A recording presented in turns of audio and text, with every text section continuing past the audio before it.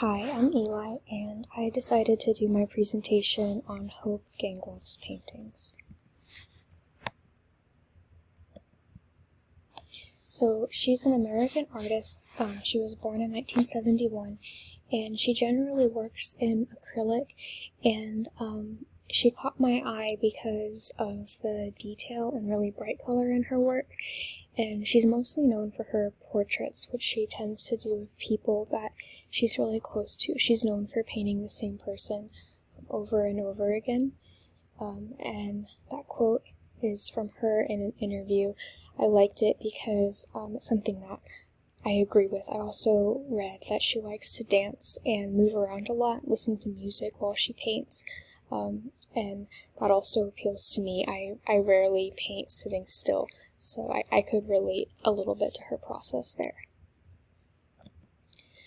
So the first painting I picked to look at is this one. It's acrylic on canvas, and you can see by the dimensions that it's really large. The title cracked me up, but I really like this painting.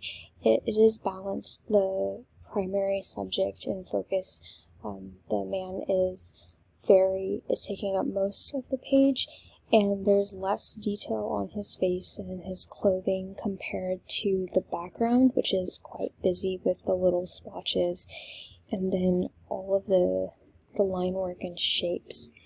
I do like, though, that the same colors are reflected throughout the painting, and the thin red lines that trace his nose and jaw and neck kind of help the painting guide the viewer's eyes up and down towards the cat in the bottom left corner. And I think it's interesting that the cat is looking right at the viewer, but the guy is kind of looking off to the side. This is another one of her portraits. This one's really different from the last one, even though it is also done in acrylic. This one is a lot more heavy with line work. It's still balanced. It uses the brightest white is really close to the middle of the painting, like the buttons of his collar, and then the darkest areas of black are pushed to the edge.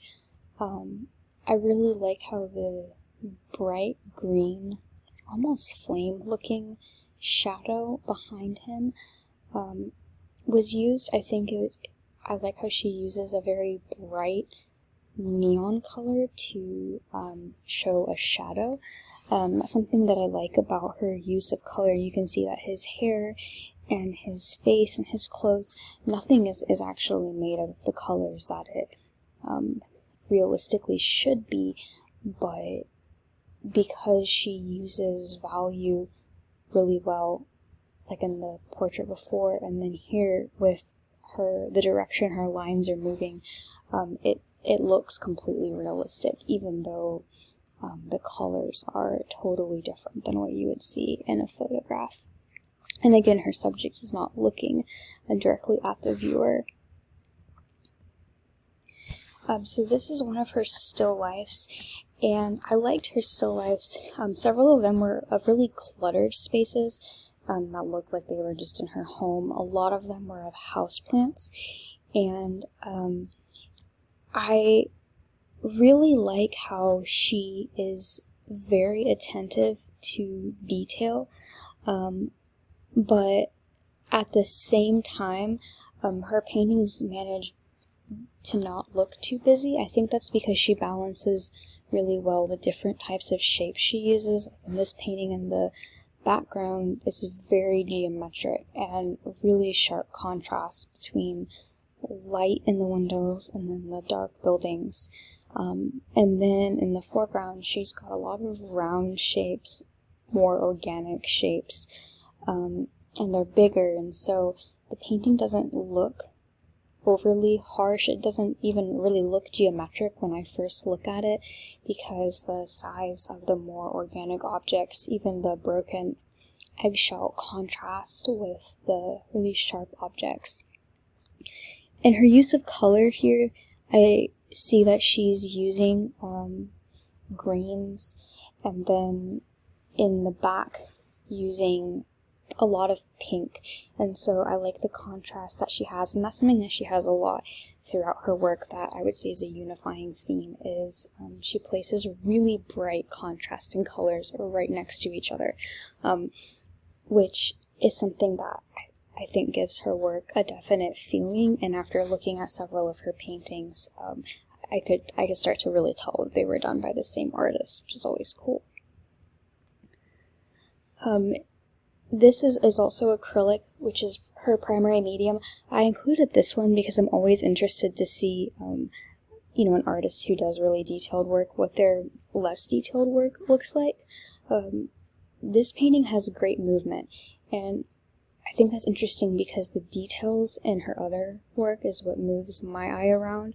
I'm very attracted to small, intricate details, and so I can look at her paintings endlessly because you keep seeing something new.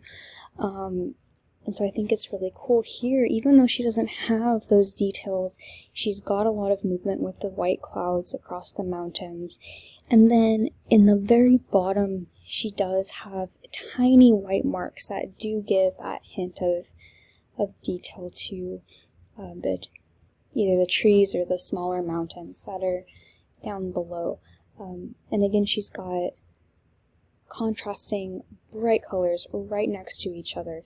And even though the mountain is darker here than the sky, I like that it looks like it could be sunrise or sunset. You kind of can't tell if it's dark or light outside because the trees at the bottom are really dark, indicating nighttime, but the sky is too bright for those trees. And so I think design choices like that she makes, it creates a sense of interest in her painting and makes us want to look at it more and think about kind of where it's set and how she's using color and value to create the narrative behind her work. And then this painting of birch trees also is acrylic. The movement is cool in this painting because it goes very strongly up and down with the birch trees, but also goes right to left because the bark has striations of these different pastel tones.